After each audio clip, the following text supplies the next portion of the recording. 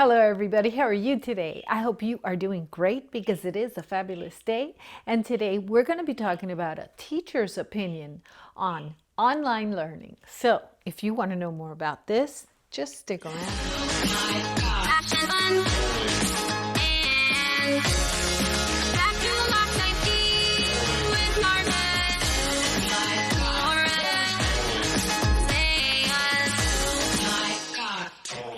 I really wanted to do this video because we have seen a lot of experts talking about online learning and politicians talking about online learning, but we have seen very few teachers talking about online learning. So I think it's about time that teachers do start talking. However, I understand why teachers may not be talking about it that often. And for that reason, I'm going to do a disclaimer right now. This is only my opinion. I am not speaking on behalf of the district that I work for. I'm not speaking as an employee of that district or anything. I am speaking just for my YouTube channel as an opinion, and this is hopefully something that you're going to enjoy, but make sure that you make your own decisions based on your research. Okay, so I had to do that disclaimer because honestly, I'm a little bit afraid of sharing my opinion. I mean, it is what it is. But I'm going to go ahead and tell you. Number one, I'm going to be upfront, and I have to say that I do not understand why they keep saying that online learning is not as successful as brick and mortar learning. As a teacher, I have to tell you that my observations have demonstrated the opposite. I have discussed this with other colleagues that are teachers, and they have said, I've noticed the same thing. My online students seem to be doing better than those that are in person. And we've tried to figure out why this might be happening, and we have come to the conclusion that perhaps it's happening because they have less distractions at home, they're more focused at home, and of course, they have the support of an adult should they need it. At the school site, if you're doing in-person learning as a student, you have these new distractions. You always have distractions in a school classroom, but now we have new distractions. The new distractions are that they're constantly aware of safety protocols. So students always know and are always aware that they have to stay far apart from each other, that they have to keep their mask on. Their mask itself is a little bit cumbersome and it bothers them. And I think that all of those things add to a certain discomfort and distraction, and perhaps that's why we find that our online students are flourishing. Of course, there are some students that do not do well online. Mainly, I would say that these are the students that are in our special programs because they have special needs. Perhaps they have a one-on-one at the school site, a person who assists them so that their personal disability doesn't impede them from learning. Perhaps they depend on a person to be helping them. And those students I recognize are in a different situation and do require more support. At our district, we're very lucky. We have a very large district, so we have a lot of resources, and we've even had people have to go to hospitals sometimes to assist students who are in that type of an environment so that they can continue progressing academically. So I understand that some students need physical therapy, they need support, and this type of support, it's difficult to give it to them if they're at home. I understand that. Now, as for socializing, I don't understand why they say that the socializing is going to be an issue because they're not going to have socializing. Well, I have found that not to be true. I have found that there might be a generation gap here, and that some of the experts don't really know that our youth have been socializing online for a long time now. So yes, I don't agree that they're going to be having a lack of socializing. I think they're just going to continue socializing through social media as they've done for years, and that there is a generation gap there that doesn't seem to allow the experts to understand that they are in fact socializing. Also, the technology, the way we have it at this point, at this stage of the game, we've got it down pat. I think that not only schools have been using the online technology like Zoom, but also families and members of the community have been using Zoom already for visiting friends, for visiting families, for having meetings. So I think it's now become second nature, so that I think online education is pretty much entered into the comfort zone.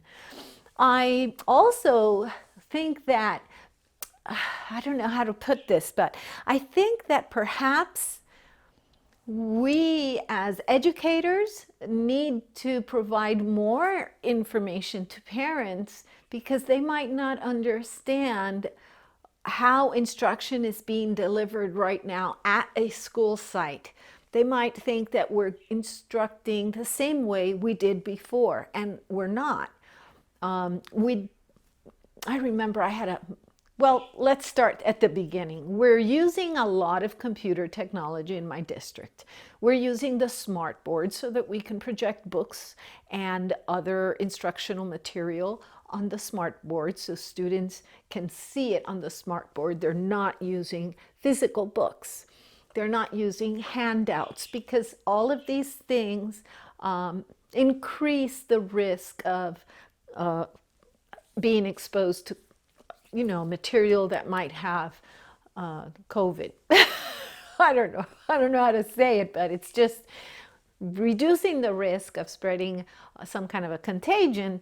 It requires to use less materials so that we can eliminate the possibility, or at least reduce it, that surface area contact points are contaminated. So we are using computers at school, which means that there's a lot of mirroring with regards to what we do online to teach. We're doing it in person as well.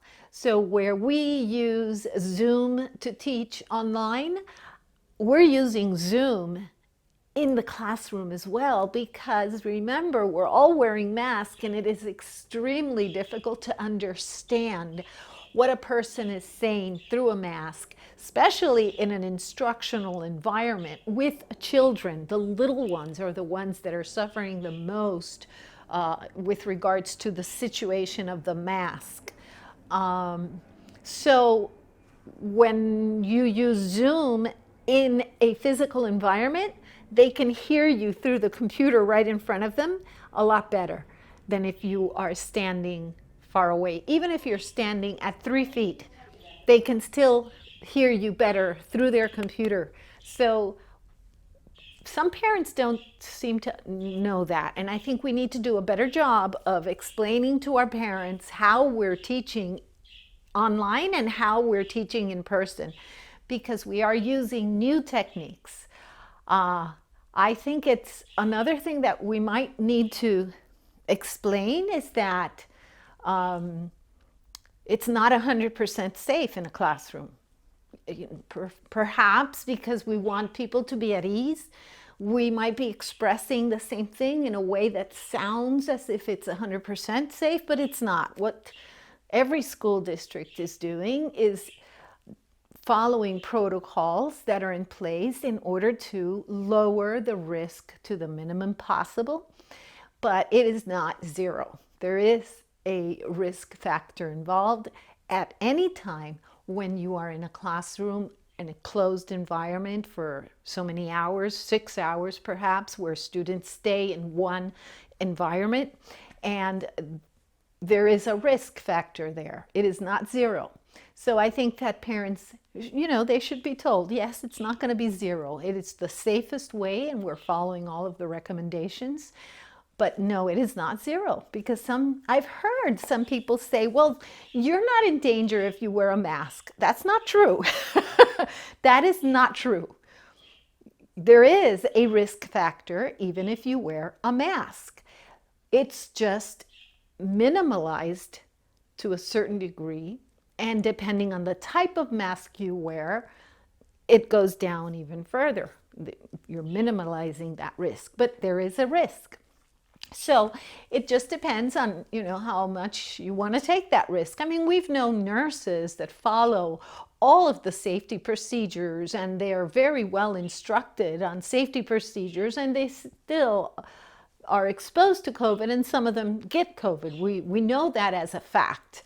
So we need to also know as a fact that there still remains a risk factor in a in-person classroom. Okay, this has to be something that we communicate. I don't think we're doing justice to the community by allowing them to think it is a zero risk situation.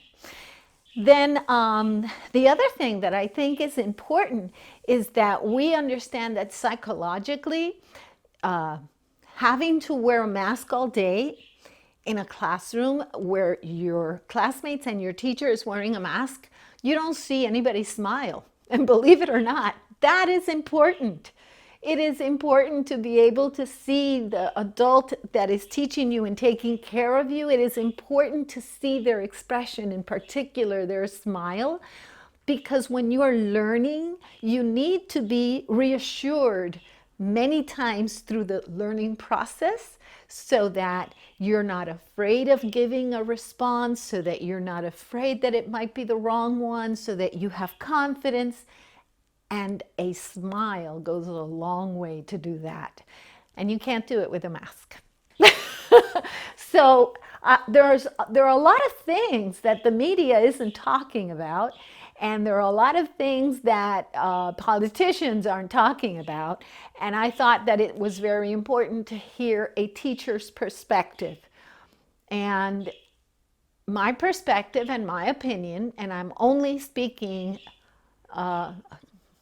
through a very personal opinion, and I want to make sure that I'm not unprofessional or disrespectful of my responsibilities as an employee, as a teacher. So I want to make sure that I deliver this information as appropriately as possible. But in my opinion, teaching online works. It keeps people safe. Children have a high propensity of being asymptomatic when they have COVID. I think it's about 50%. We're not testing our students, and I think we should provide testing at the school sites. And when we are exposed, I think we should also mandate testing, because when there's a student in a classroom, what we're asked to do is we're asked to go and quarantine. And we're told to take a COVID test only if you have symptoms, but it doesn't seem to make sense if you're asked to take a test if you only have symptoms when the condition doesn't always present with symptoms. So I think that instruction might not be the best. I think that the instruction should be take a test. And that's what I do anyway. I periodically take tests because I am exposed often. I've been quarantined. A lot of teachers have been quarantined. So I want to make sure that I'm safe to be around and that I'm safe for myself. And I think that it would be great if parents would listen more to the facts that say that children have a high propensity to be asymptomatic. So that doesn't mean that they can't be contagious. They're just asymptomatic. So you may get the COVID and you may not be asymptomatic, but you may be very, very sick because you got the COVID from a child that had no symptoms. And I think we need to communicate these situations a little more because they're facts. So anyway, I don't want to go further into this, just to say that if you're a parent and you're thinking about which way to go, whether you should go online or in person, I think it's very important that you find out exactly what strategies are being used to teach in person and what strategies are being used to teach online. I think you should try to find out also what the ratio of positive cases have been at the school site that you're going to send your student, your child to. And the data that they provide may not be up to date because, for example, at my school, I know that there were like 7 cases, but the dashboard that is used to provide that information only reflected 2. I think it's important for parents to have all of the information in order to make these decisions, because even though perhaps the younger students may not have a very high symptomatic illness, they can still spread the illness, and they might spread it to their grandparents or to their parents or to their neighbors or whoever. You never know. So it's very important that parents be aware so that they can make decisions based on all of the facts. And I think we need to do a better job of giving all of the facts. And included in that is a teacher's perspective. And my perspective, when I look at this, I see students that are flourishing online, and I'm not hearing too much about that. And I want to hear more about that because I think parents would make perhaps a different decision if they heard all of the perspectives. And I'm treading lightly because there are certain things that I know I shouldn't, a little bit, I have to be politically correct, but let's put it this way. If I were a parent, I would not be concerned with politically correct attitudes. I would be concerned with facts, and I would do research, a lot of research. And yeah, that's about as clear as I can get. And in the meantime, I hope that you're safe. I hope that you like this video. Please subscribe, but more important than all of that, I hope that you have a day filled with peace, love, and joy. Bye-bye.